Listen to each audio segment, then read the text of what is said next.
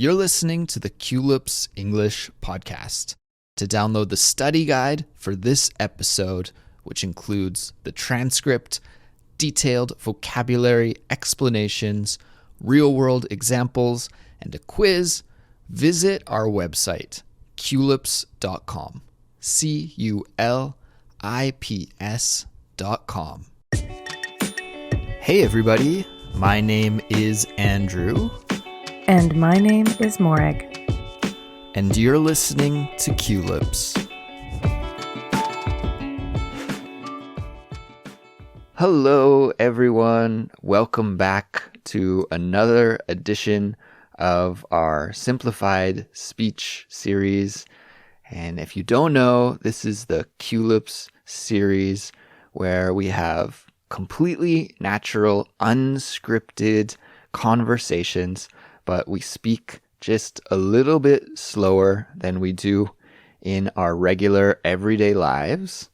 And today I am joined by Morag. Hey, Morag. Hi, everybody. Long time no see. Or talk. Long time no talk. Yeah, it's been a while, Morag. I got crazy busy and our schedules just haven't lined up the way that I wished they would, but we had time today. And so here we are. And I'm excited for today's topic because we get to explore something and talk about something that I really don't know too much about. So listeners, you and I will learn here together at the same time. Morag, maybe you could let us know, what is our topic for today's episode? Well, our topic for today is D&D, also known as Dungeons and Dragons. It is a pretty famous tabletop role-playing game. You may have heard this as an RPG, a tabletop RPG, or a pen and paper RPG. Okay, a pen and paper RPG or a tabletop RPG. Mm-hmm. That's very cool. And like I said, guys, I don't really know about this too much, so we'll learn about this together. But just before we do that, I want to let everyone know about the study guide for this episode. It can be downloaded from our website, culips.com, and it's jam-packed with materials that will help you study with this episode, like a transcript and detailed vocabulary explanations and examples. There's a quiz, there's some speaking and writing prompts. It's just a really nice way to study with us. So if you're interested in checking that out, just visit culips.com.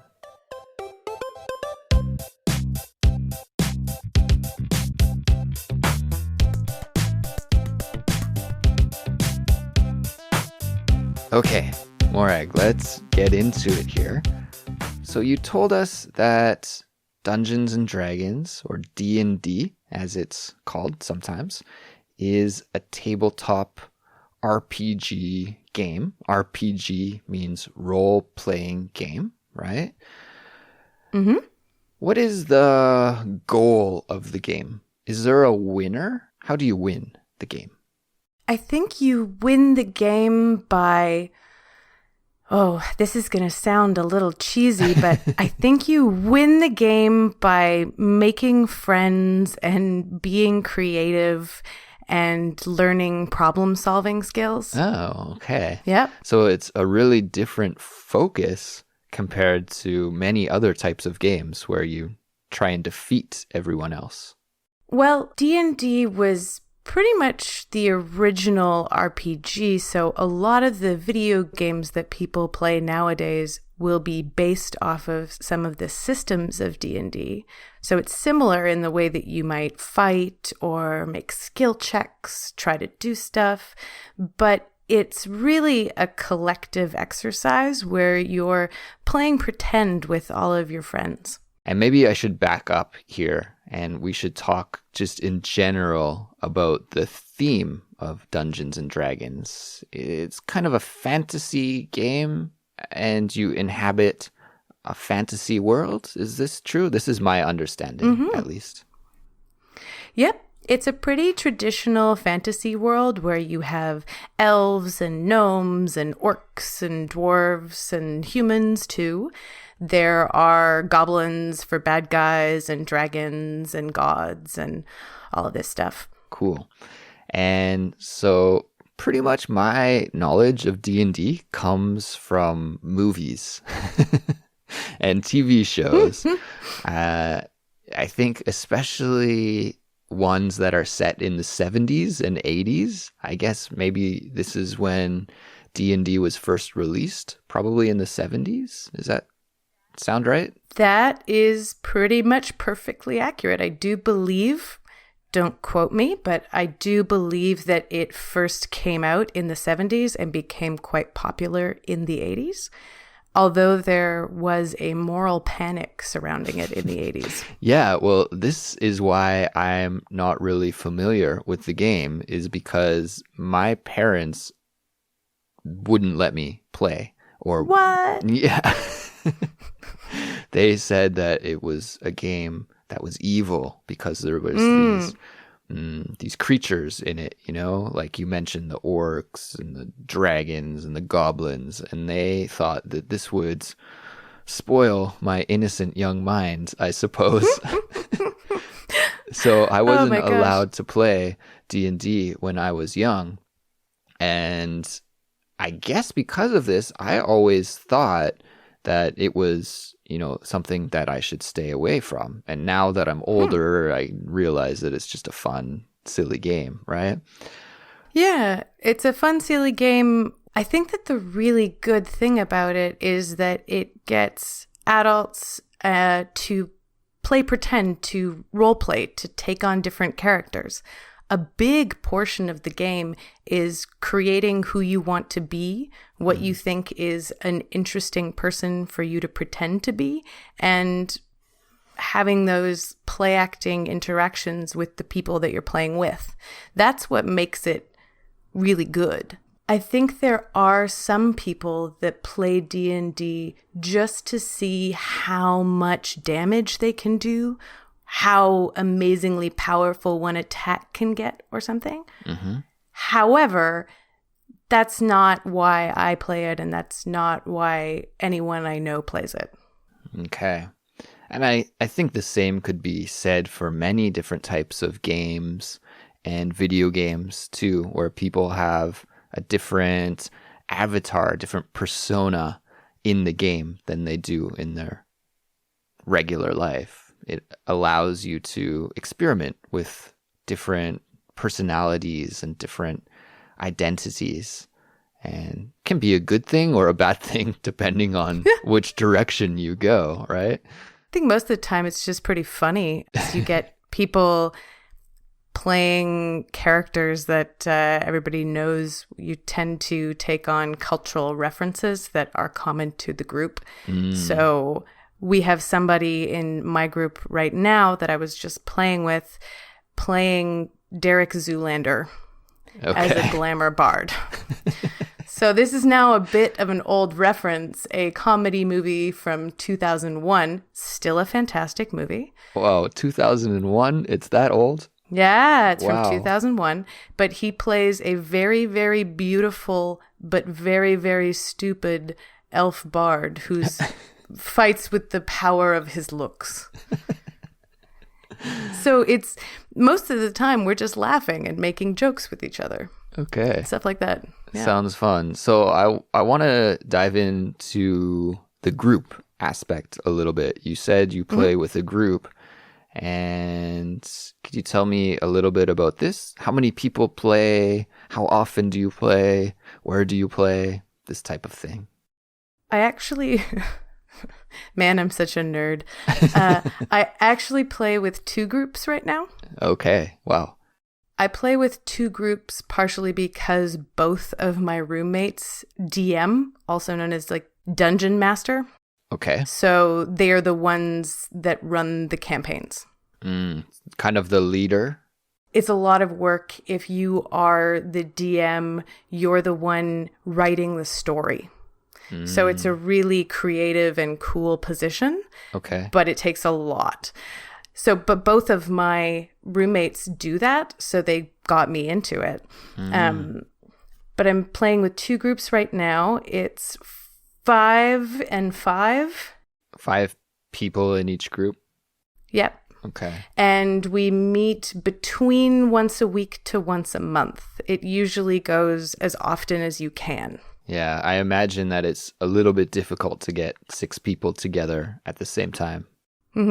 Usually it's 1 week on, 1 week off is the most common, but being pretty much everybody is in their 30s now, we all have lives and things that take us away. So I would say probably average is every 2 to 3 weeks.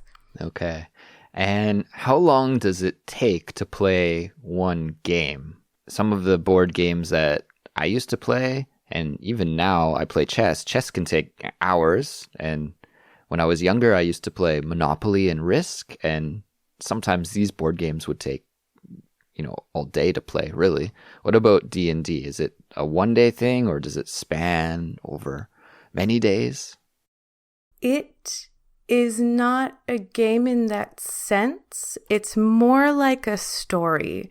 So you meet and you go through as much of the story as you get through in that day. And usually that session or that day will be 3 or 4 hours. Oh, okay. Yeah. So you meet at 7, you try to go to like 10:30, something like that, and see how much you can get through. But the stories, the campaigns, they go on for years. Really? If you keep the same people. Wow. Yeah, there's people that have been playing with the same characters for 20 years. Wow, 20 years. Or more. If you can keep a group together, then that's really the hard part. It's actually managing people and schedules that's the difficult part. You can play through different stories, and if you have someone creative enough as a DM, they can keep on writing beautiful stories for you. So then you can keep playing. Wow. That sounds like it could be a very involved experience. Now I'm almost a little bit nervous to try and start playing. 20 years seems like a long time, but I guess if you have a good group and everybody's having fun, then why not keep it going? I think at that point, then it just becomes a hobby. Yeah. That's just what you guys do.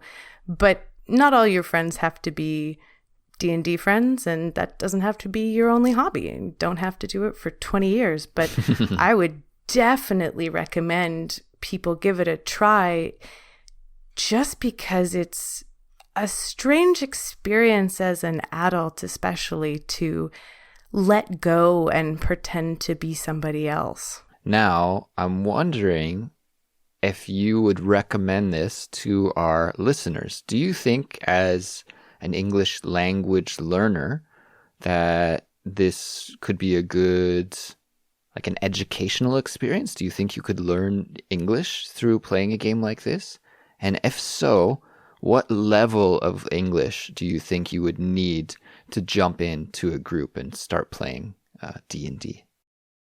There's a lot of groups online, so I wouldn't be surprised at all if there were spaces where you could hook up with people that had better English than you, because the person running the campaign, if it is run in English, would need to be very good.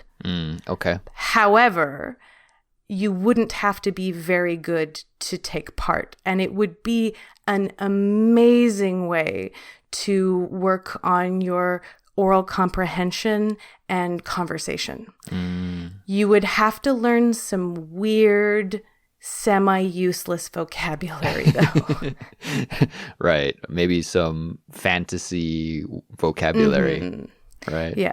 But it could also be handy, like if you like reading fantasy novels, then when you're reading these style of books, it would be very useful. But yeah, maybe we're not talking about dwarves and dungeons and dragons every day in conversation. No, but the human to human problem solving discussion interaction is something that you do every day.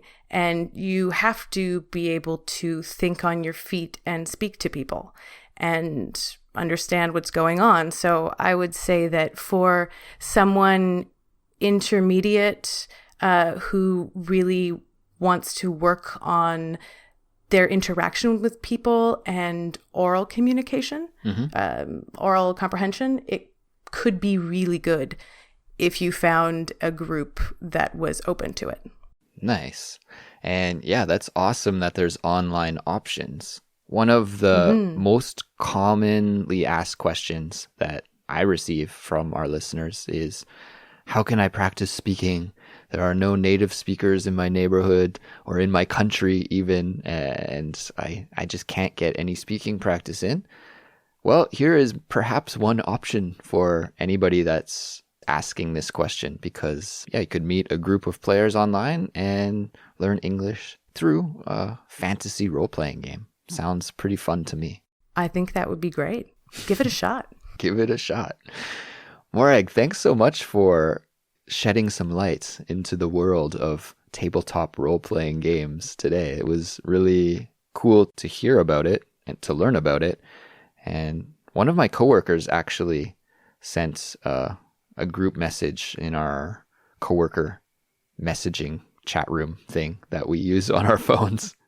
And he said, is anybody down to play some Dungeons and Dragons? And I was a little apprehensive, but now I think you've convinced me. I think I'm going to message him back and say, let's do it. Oh, it's hot stuff right now. It's popular. Everybody's doing it. Everybody's doing it. All right.